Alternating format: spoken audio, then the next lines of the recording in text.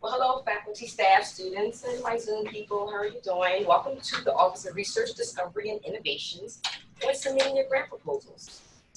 Today, Aneatra and I will walk you through the process of submitting your proposals to CHP Office of Research. Please note that this is a basic overview and aimed towards early career researchers and students. However, faculty should have a few new takeaways from this presentation. I have to talk, excuse me, I have to talk here, here, and here. I have to circle around here. Okay, we will briefly provide an overview of the structure of the Office of Discovery and Innovation. We have a new ADR who is with us today, Deborah Clegg, and she's already introduced herself. Myself, Eisha Smith, who is Director of Grants Administration. And we have Arun, who's also the Director of Labs Research. Arun is not with us today. However, I'm sure some of you may know him. And for those that don't, you will get to know him. And we have Aneatra, who's our grant administrator, who's also introduced herself.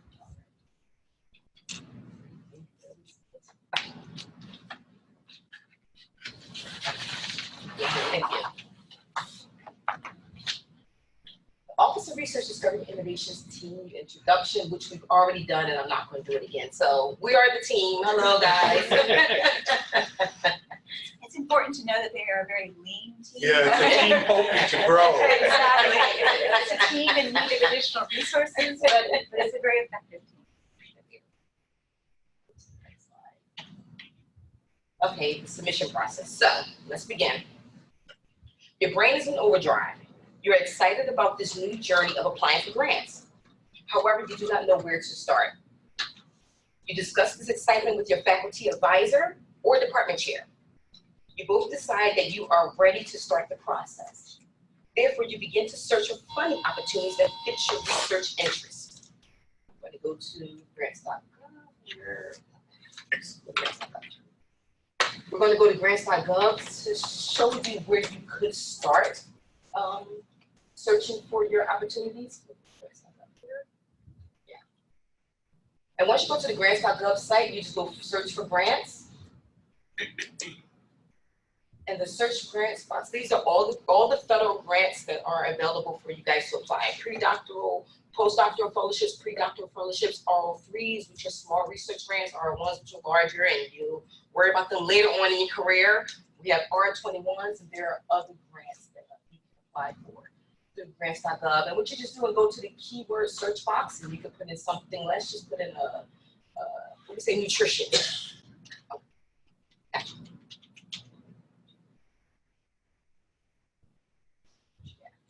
So these are different grants, nutrition, obesity, research centers. These are different grants that you can apply to, and the funding opportunity announcements as well. So you would click on that and it will tell you kind of the requirements. And Kathleen, you had a question. A quick question.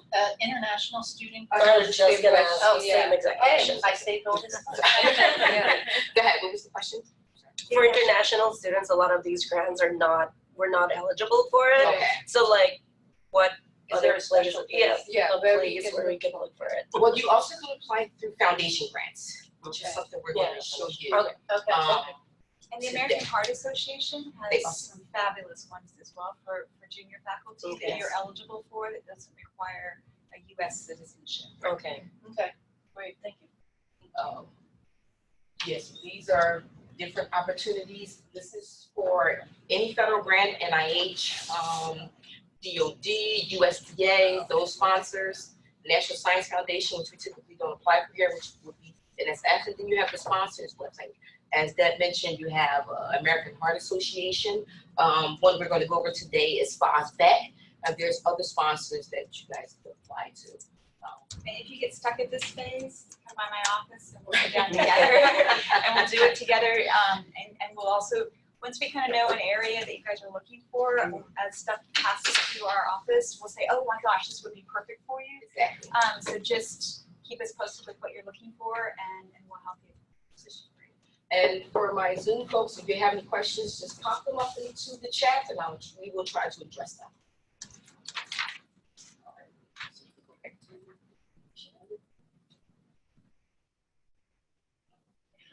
I'm currently Slide.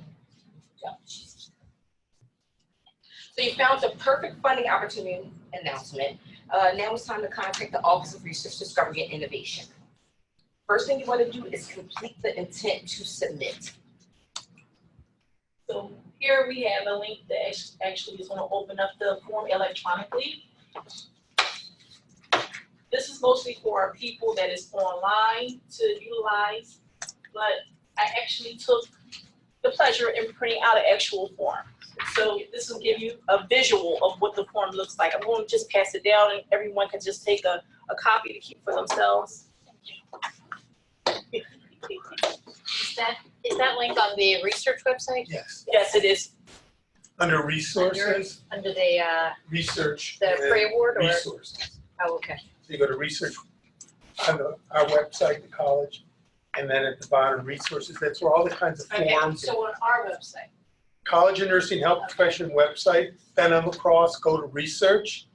And then under research, you're gonna get a whole several tabs, go to resources. Okay, so it's not under the research departments. Like, you know how research has their own. No, Not no, their this is own, within okay, our this is just, college. okay, just making sure.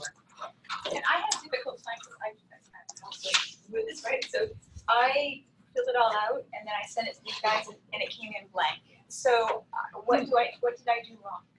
Download it and fill it out? I thought that I Yes. had and then saved it, but You can evidently somehow. download it, fill it out, hit save as, or save it as a PDF, although it is already a PDF. Okay. And if you save it as an Adobe, it'll come through. It won't be fillable. We won't be able to make any edits, but we'll be able to see it and read it. So know that it isn't perfectly easy, or I'm a moron, I'm not sure which way. But either way, but again, they can recreate or we can recapture it, but if you have problems, just let us know. Yeah, just reach out to us and we'll try to. But worst case scenario, once we get the document and we're preparing to meet with you guys, we'll see the document. If it's blank, we'll just reach back out to you like, hey, this form is blank. Can you please refill it out? Or just give me some basic information. Based on how close the deadline is, we'll try to work expeditiously to get this process complete. Because this is the first step. And I had difficulty figuring out all the pieces of information they were requesting, so also just get it to them and then they can help you in the process of figuring out more of the pieces that you might not necessarily know what that meant. So when HPR goes to a box, it used to monitor? Yes, yes. So you're gonna complete the form, so you will be the principal investigator. The sponsor is the federal sponsor or the foundation sponsor that you are applying to. So it could be NIH, it could be American Heart Association, it could be FOSBEC. Any sponsor that you're applying to will go here. You want to include the mechanism, or for federal grants is the funding opportunity number, but a mechanism would be like a postdoctoral fellowship, pre-doctoral fellowship, doctoral stipends or something, whatever the grant title is called, it would go here. Anticipated award type would most likely be a grant or NIH training grant or contract. Typically it would be grant or training grant. We ask that you put the link to the announcement. So we can go to the announcement. All we have to do is when we open up this form, we just click on the link and it will take us right to the sponsor that you are applying to. The due date of the proposal. This is if you are submitting a letter of intent to the sponsor. You will put that date here. Some of you who are new, you might not know what that is, but some of the opportunities will say that they give you the chance to write a letter of intent. And basically it's sending it to the organization to say, this is my idea, do you like it, do you not like it? And they can give you a thumbs up, thumbs down. If they don't necessarily like it, at least they'll tell you, and then you don't have to waste a lot of time writing the grant and going, because it's probably not going to get funded if it's not something within their interest. So a really good idea when you have the opportunity to generate a letter of intent. If you've never done one before, stop by my office, we'll do it together, and then we can send it off and see if they're excited by the idea. That's really what that is. Sorry. Before I finish, I have a question in Zoom. It says, does the Office of Research require that we get IRB approval before we submit an LOI or full proposal?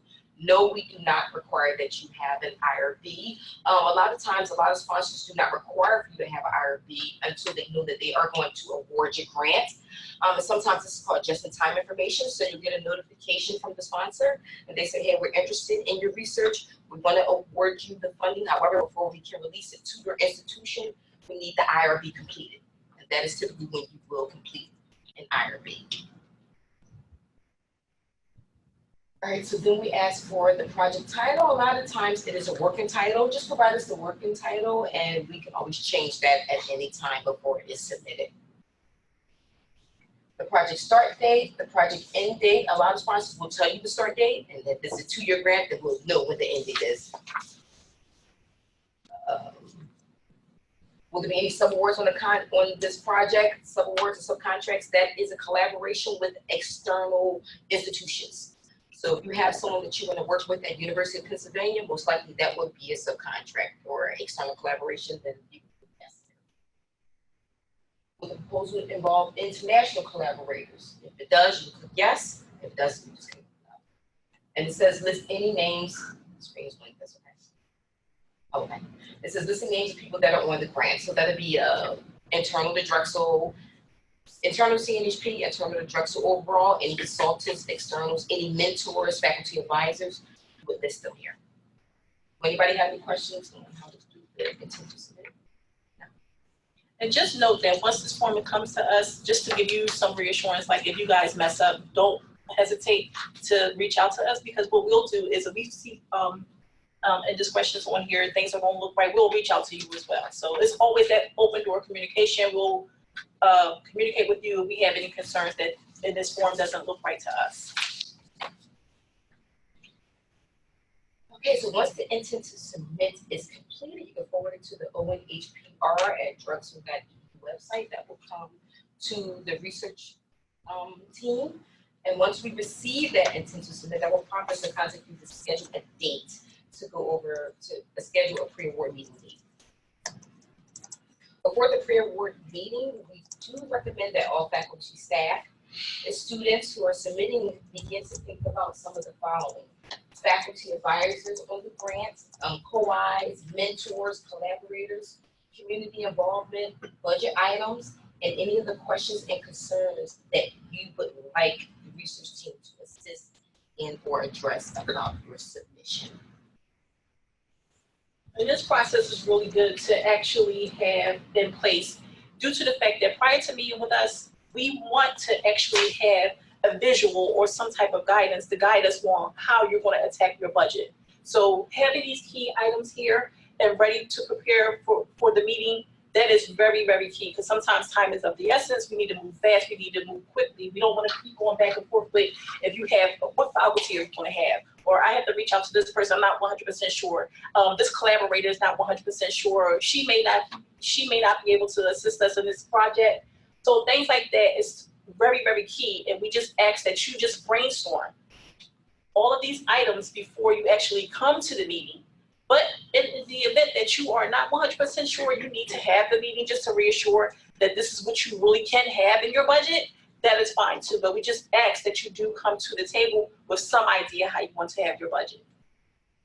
At what point is the department chair involved in the process? Obviously, if I'm going to apply for a grant, it takes 25% of my effort. My chair needs to be concerned because she has to find somebody to teach the courses. We're going to discuss that too, but that is done during the pre-award meeting phase. You let them know. Okay, Once thanks. you decide the effort that you want to apply for the grant, you have to let your department chair know, and we give them a date to notify their department chair. Thanks. And for those of you who are brand new, this might seem daunting. It's like, how in the heck do I develop a budget? I have no idea what it looks like.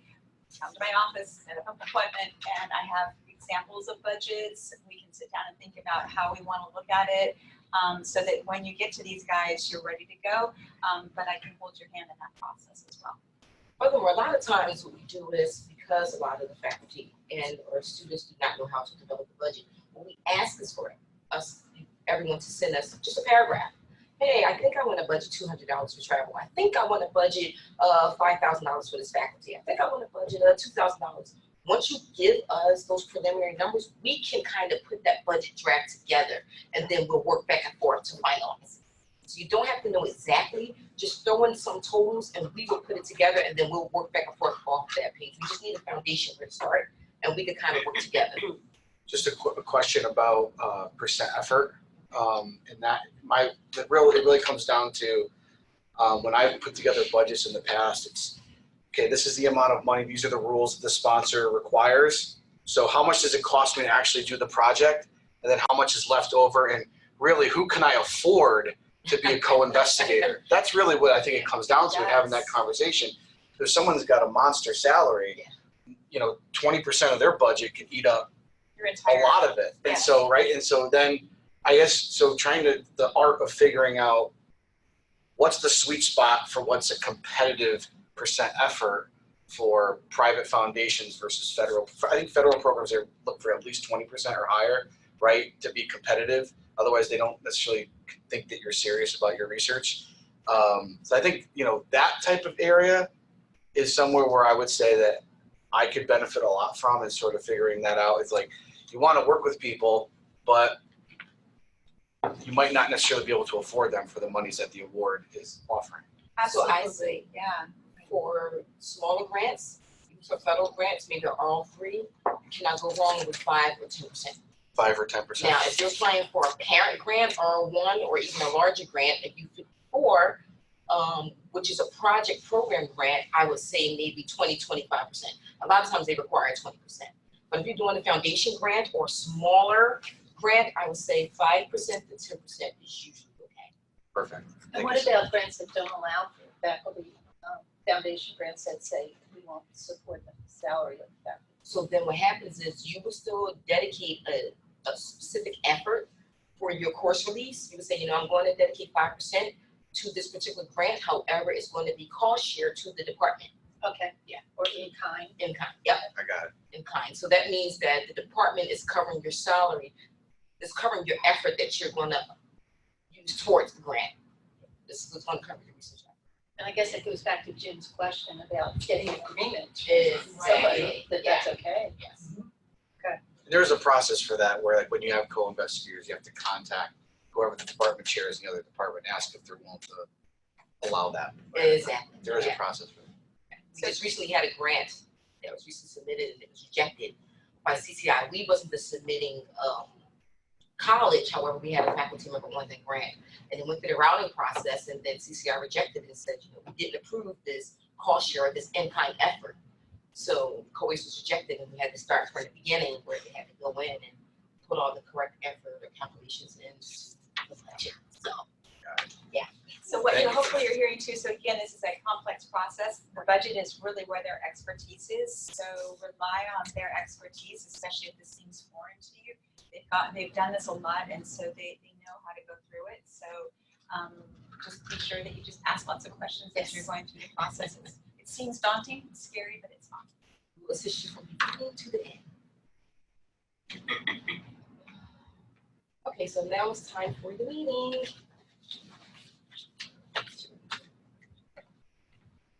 So here are a few actions that are required on our end as responsibilities for your submission.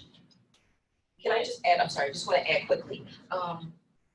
A few years ago, when I started here at Drexel, I implemented something called enhanced resubmission process. So what that does is it allows the faculty members and the students to focus on the science while the Office of Research focus on all of the supporting documents, all of the administrative tasks and things of that sort. So that's what we're going to do. So we have the responsibilities here of one, the overall goal here is to provide you exceptional customer service. So Their goal. yes. So the first thing we will do, we are actually having our meeting time. We will review the intent to submit form with you guys at the meeting, but then we will also actually prepare it on our end for the meeting. We will read the opportunity announcement from the sponsor, which requires all of the things that you will need for your submission. Those are the things that will be told to you during your meeting, all of your requirements, all of the documents, all of the things that you should have, what is allowed, what is not allowed for your submission. that also plays into the sponsor guidelines. We go over the guidelines, what is required, what is not required for your submission. We will extract within that funding opportunity announcement, we extract all the important data that will not be a challenge for you to actually do the submission. So please rely on our resources when we tell you that the sponsor wants this in this way, this form. Please just note that we have done our research and we should be giving you the most accurate information when it comes to your submission and what it takes for you to do your submission properly. We will prepare the actual documents that we will have for our meeting. This is nothing that you have to worry about, which will be the FOA summary and the checklist. So,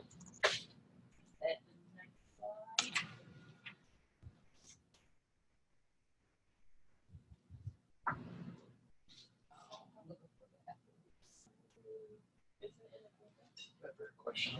Is that it? yes. Okay, but we have a question for postdocs. Does it assume that the proposal budget will include some of the mentor's time, effort, and or that Mentor will be named as OPI. So, okay. So you know what? This depends on the sponsor. So let's just, I'm gonna stick with federal grants for like a postdoctoral fellowship. The mentor's time and effort and on a lot of the grants is already assumed with their position as being your mentor. So their effort is not put onto the grant.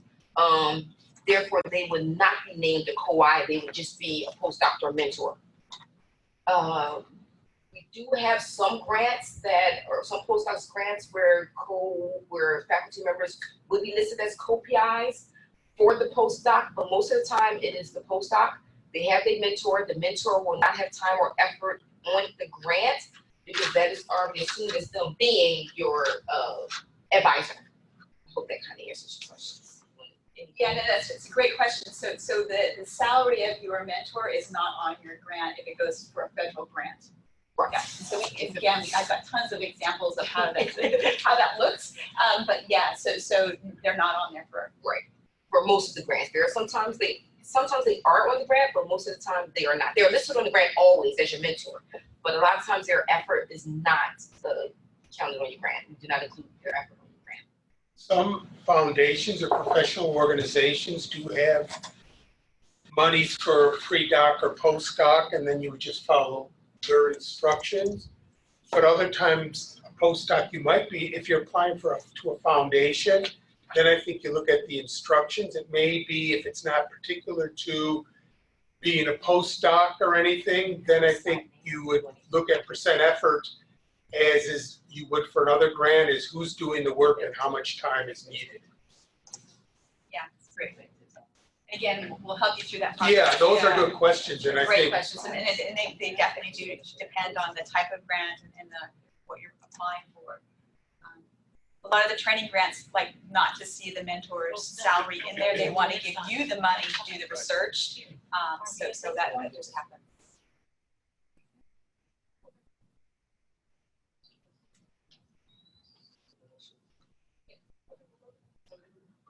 All right, so the document that's up here on the screen is the FOA summary. We have it here for the people that are online, but I also have a hard copy. So I'm gonna pass this around. You guys take one. This, again, it's just samples to show you guys how the process works, what documents to look for when you're actually preparing for your actual meeting for your submission. So how we prepare this, as Aneatra mentioned, is the grant that you're applying for, when you send us the FOA, when you send us the funding announcement, we pull up the link, we go through the funding announcement, and we pull out all the information. A lot of times these funding announcements are about 40 pages long. So we read through it all and we extract that information and we put it together in a summary for you so you know what is needed for the submission. This is a really, really nice thing that they do. I've been in many other institutions where they don't do this. So the fact that they actually dive into this funding announcement and then they tell you all of the critical pieces of documents that you need is such a luxury, I can't even tell you. So enjoy that, but it's really wonderful that they dive in and help you out with that. And then as Aisha mentioned, we actually go in there, we extract this document, this information out of the funding opportunity announcement, because it can be a little daunting. I mean, although it's your research, you will be ultimately responsible for also checking to see what your requirements are. But we also, this document that you have in front of you is a pretty simple submission, but we will actually provide also information of page numbers, categories where you should really look into to just make sure you're really reviewing the documents and the requirements for the submission. So it's not just this, okay, we're gonna just give you an outline and you're gonna play investigator for the remaining documents that you may need to submit. We actually give you additional guidelines or additional instructions on that form if we feel like you need to go dig deeper. So the actual FOA summary, it actually identifies you as the PI. It actually identifies the sponsor, who you will be applying to.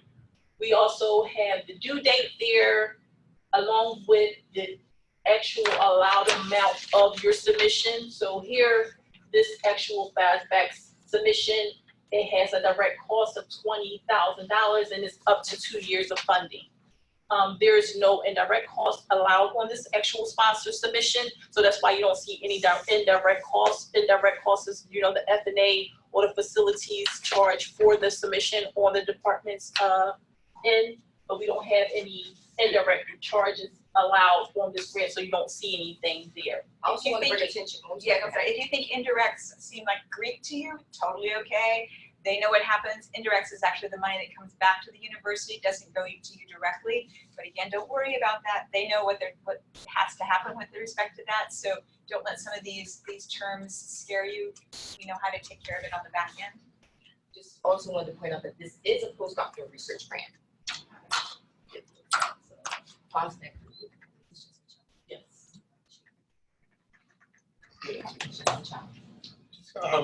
Couple Behavioral therapy. Okay, so Yeah. this falls back, I think, focuses on behavioral therapy research, but they have multiple postdoctoral grants if you guys want to look into the sponsor. So listed below are all of the requirements that we would need for our Coeus submission and also what the sponsor requires. So Coeus is another system that the university used when we are doing our submissions. This is what the university actually rely on. This is Coeus is our internal routing system. So if you're applying for a grant, so as a postdoctoral, pre-doctoral student applying for a grant, this is the routing system where once we submit the grant, your department chair has to approve it, the mentor and faculty advisor has to approve it, the office, or we have to review it and approve it, and the central office of research for the entire university has to review and approve it. And the Coeus, Aneatra will mention that Aneatra and I will take care of the Coeus submission for you, so you don't have to worry about going into that or learning a new system.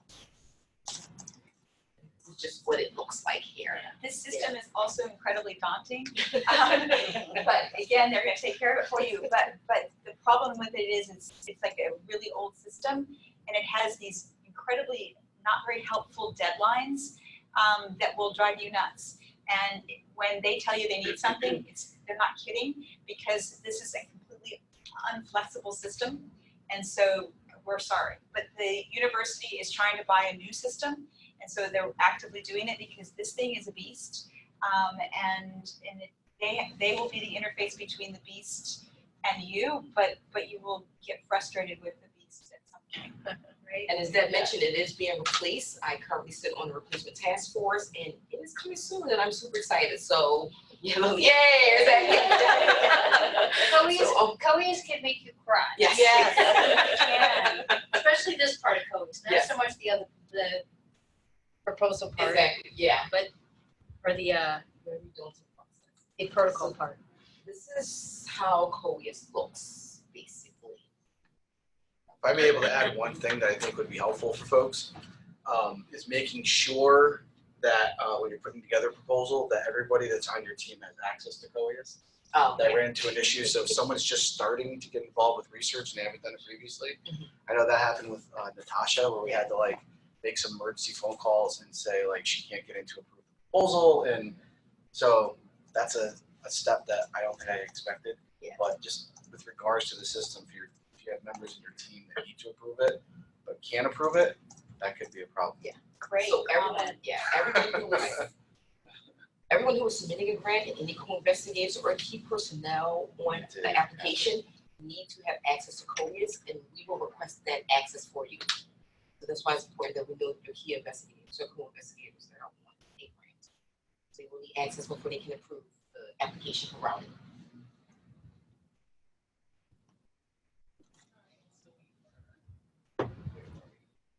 Oh, you were doing the FOE something, right? Yes. Okay. So, right. Okay. As I already mentioned, the top portion is the Coeus requirements that we will need. And those are the items, the abstract, the conflict of interest. Those are things that we will need, and we ask for those things at a deadline. So we'll go through that process in the next slide or the next handout that I give you guys, which requires all the deadlines for your submission. And we ask that you really pay attention to this checklist that we send out, because that is key to submitting your application on time. And when, I just wanted to say, when Aneatra mentioned Coeus requirements, that means like conflict of interest forms, questionnaires, and things of that sort. We will send you the questions. We'll just have you respond yes, no, yes, no, yes, no. And we'll add that into Coeus for you. So we'll send you exactly what we need, answer it, and we will upload it for you. So below that is just a brief summary of all of the documents that the sponsor is requiring for submission.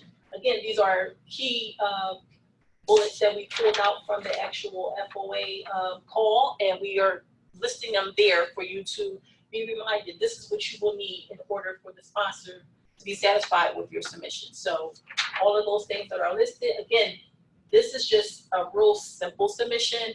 If it was a more tedious, more in-depth submission, we would have like little brackets of areas where we feel as though you should pay more attention to. So this sponsor only needed a project narrative, which was 10 pages. That is considered the science.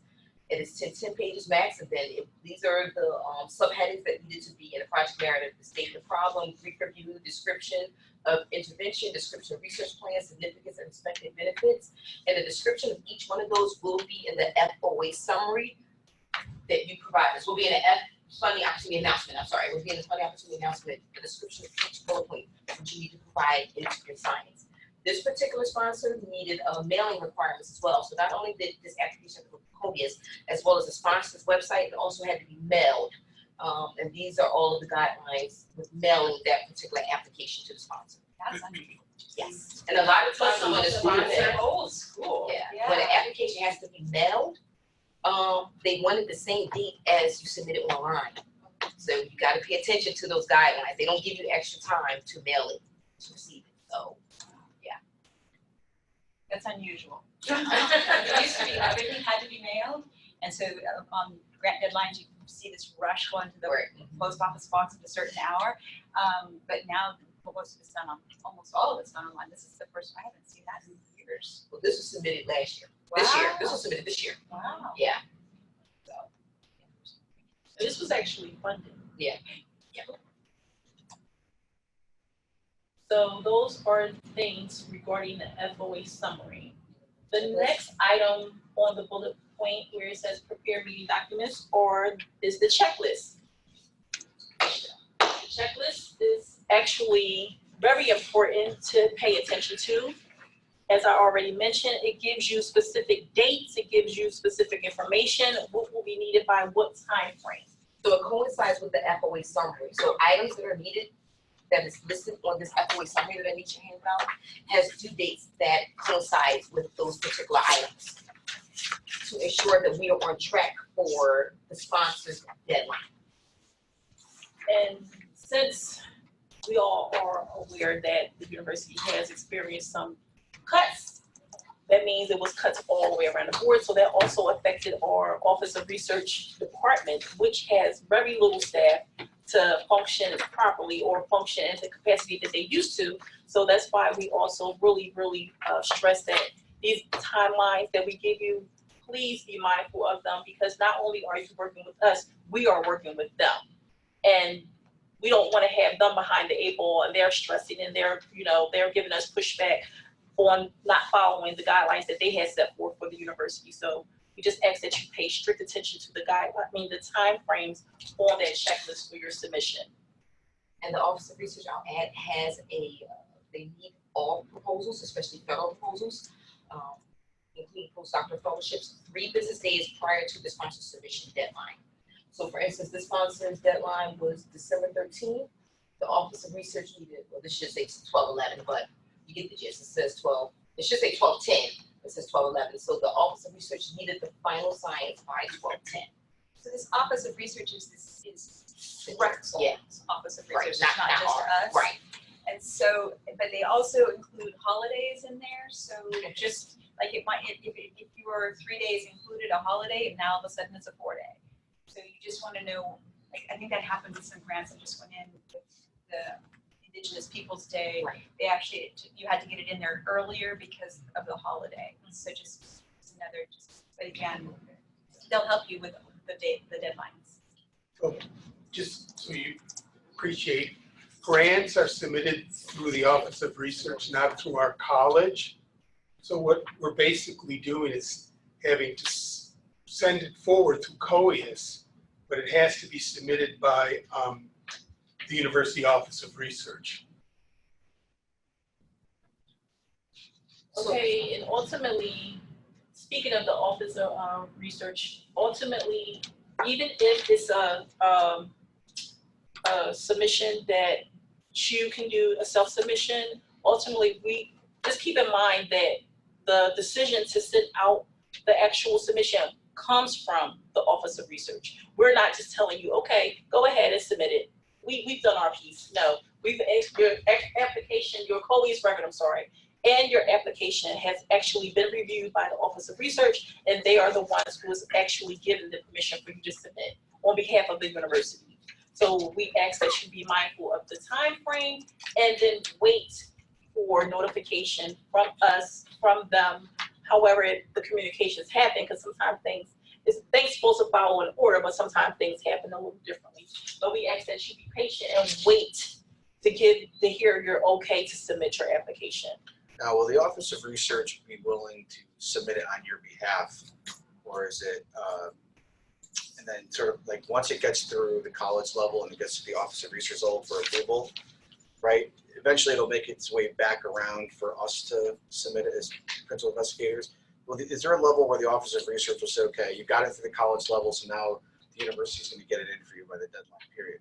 Or does it come back around and you kind of have to submit it yourself? So, okay, so for certain sponsors, a lot of times foundation sponsors, the PI has to create their foundation account. So the PI typically has to submit that plan. If the sponsor allows for the application to be submitted via email, the Office of Research will submit on your behalf. So I think it all depends on the sponsor. For federal submissions, the Office of Research are the only ones who can submit. Got it. So, yeah, so it all depends on the sponsor guidelines. Email, they can submit it on your behalf. So contracts, they can submit it on your behalf. If it has to be submitted through the sponsor's website, because a lot of times, for instance, I know Proposal Central, Picori is one. right? Proposal Central. For the Proposal all Central, yeah. So Picori is one, Proposal Central is another one. If the application goes through Proposal Central or Picori, when the PI goes to submit it, that application goes to the Office of Research. The Office of Research compares that application to what we uploaded in Coeus. If it matches, Office of Research will submit. If it doesn't match, the Office of Research will reject it. So it all depends on the sponsor's website and their guidelines and submission. But a lot of times they will submit on your behalf, but again, it all depends. So this is a really long process that your grant is marinating and going through all of this. But the interesting thing is that this Office of Research, which is again, not us, even though our name is similar, but it's a big Office of Research, they're not reviewing your science, right? So don't worry about that they're gonna come back and say, oh, you didn't have the right experimental group. That part, they're not reviewing. They're only making certain that you've gotten all of the documents that you need to have for the submission. So during the meeting, we talked about the funding, we went over the funding opportunity summary, we went over the checklist, the due dates, we spoke about the budget, we wanted to add to the budget. We mentioned that, and Jim, I apologize, I just wanted to show Jim something actually, because he did ask, because we didn't go over this in detail because of timing, but If you notice here, Jim, actually I may have removed it. They have a copy, let me see. They have a copy of the checklist. Oh, yeah, but it's not the whole checklist. Remember, I kind of truncated the checklist. Somewhere in here, well, before we get to the Coeus section. No, I actually, maybe it's in here. 1 second. Okay, so the Okay. first thing in here is, well, it's not there. Well, typically, the first thing we do is, oh, wait, no, it's not there, contact the program officer. So we kind of truncated this checklist, but the first question we ask is, once you know the effort that you're gonna apply, that you're gonna put on this grant, you notify your department chair or your faculty advisor. You also are responsible to have your co-investigators notify their department chair and or advisors that they want to be on this grant as well.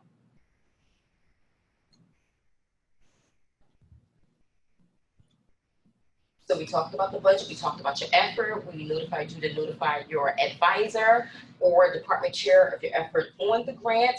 We discussed again budget and responsibilities. Yeah, that just went over. So now it is after the meeting. So we met, we talked about everything, and now we are kind of on our own. It's now time for both the research team and the PIs to start the behind the scenes work to make the submission process as smooth as possible. PIs are responsible for working with your grant administrator to create your draft budget. This includes working with external collaborators. If you're working on a foundation grant, you will be responsible for familiarizing yourself with the sponsor's website. Complete any Coeus requests, as we mentioned, the conflict of interest forms and or questionnaires that will be sent to you. And you will work with the grant administrator to finalize your budget. The Office of Research Responsibilities will be to initiate Coeus and complete Coeus on your behalf. Initiate and complete the sponsor's application, which is a federal application, which is NIH Assist or Workspace. And again, this is just an overview because it gets deeper if we start talking about NIH Assist or Workspace, but we will work with you hand in hand. So you will have a full understanding if you decide to apply for a grant. And we will contact any collaborators on your behalf to collect any letters of support or any of those documents that are needed for your grant submission. Letters of support, just trying to think what else we collect from, statements of work, bio sketches, and things that are needed for your grant submission. And we will incorporate this into the Workspace application or the NIH Assist, and I'll just make a note of this. Any NIH grants goes into NIH Assist. All other federal grants goes into Workspace. So that is USDA, DOD, and other postdoctoral grants that are not NIH grants. We're going into Workspace. But then, just to reiterate, remember those federal submissions, we do go and initiate the application for you guys. We just ask that, you go in there, you complete certain sections, you do your review before the final submission. So during the process, we're actually inputting the information and giving you guidance on what areas, because we're reviewing the application as well. So we'll first do a skeleton application, basically setting it up. And as the process goes through and we are completing it, we'll check to make sure all sections are complete before we say, okay, we think we're ready for submission or not submission. We're ready for Office of Research to review because they are giving the ultimate submission. But just to reiterate, we are just making sure that all sections are complete. We will guide you all the way through that process. So if it's a section that's not complete, don't worry about it. We should catch it. Up here.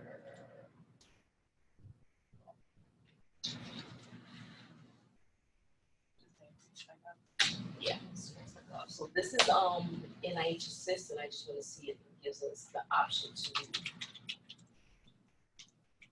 we can look at it, right?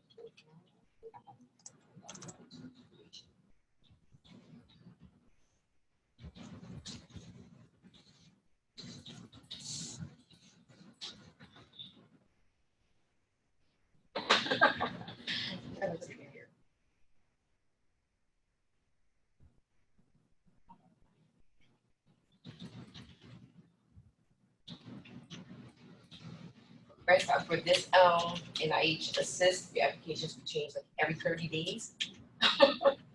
So it gets kind of hard to remember those passwords. Yeah, so we may not be able to get it today, but I just wanted to show an application. One more time. Okay. But while we wait for you to do that, does anybody have any questions on the overall process? So there you go.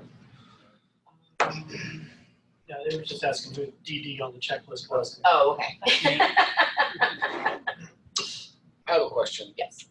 Sorry to ask so many questions. No, I think so some of these are like the intricacies of the process. Is so for foundations, if we wanted to go about finding where foundation opportunities can be, what would be the process for that? So we have institutional advancement. Her name is Kate Barron. Barron, yes, okay, Yeah. thank you. Caitlin Barron, yes. She can assist you guys with finding foundation grants. She typically asks you for, you reach out to her, you give her keywords, or you tell her your interest, maybe give her a specific aim or a small abstract or something, and she can kind of guide you into finding a foundation that is interested in funding your research. KZB 26. Contact information for her is also on the research website. College website, research, resources, and the contact information for candidates. Well, if we were going into the correct website, that may have worked.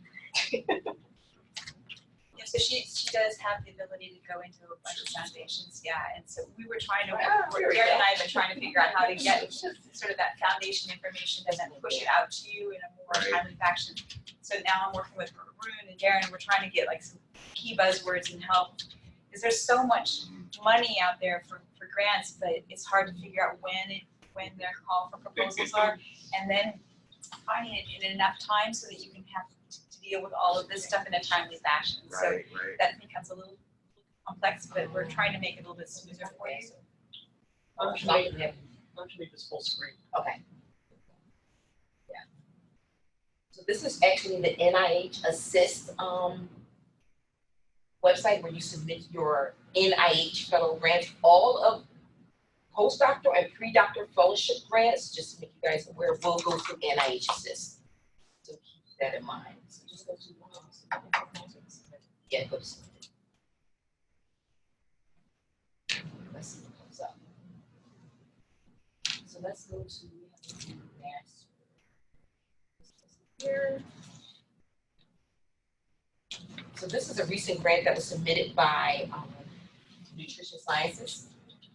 These are all the tabs that need to be completed for NIH federal grants. I'm not going to go through it all, but it is a lot of information that is needed for federal submissions. Aneatra and I will take care of this entire application for you. We'll reach out to you for some of the information, but we will initiate the application, review the application, and finalize the application. The only section that we ask everyone to complete is the unit subject section, which can be very lengthy. And we will assist with that portion of the application. But other than that, this is the NIH Assist. Most of our applications go through NIH Assist, but we do have a few that goes through Workspace and some kind of sponsor, foundation sponsors.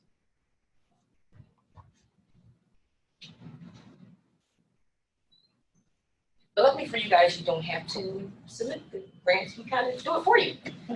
So just reach out to us if you have any questions or concerns. You can reach out to us, and we can cater the training to individuals who need more advanced help, and not so much of a basic overview. And maybe we'll think about creating a course that actually walks you through an NIH Assist application. I think that would be a good Tuesday topic. Yeah, walking through the application from beginning to end, create the budget, going through the application, that may be helpful as well. So, anybody have any questions or concerns? Well, I hope this seminar was a little informing. I just figured to give my input on what it takes as far as the process is, because a few faculty have not gone through this before or prior to my onboarding. So we thought the Office of Research, Innovation, and Discovery thought that it would be a great idea to just give a brief overview of the processes because there is a process in place now for grant submissions. Thank you. Thank you. Thank you so much.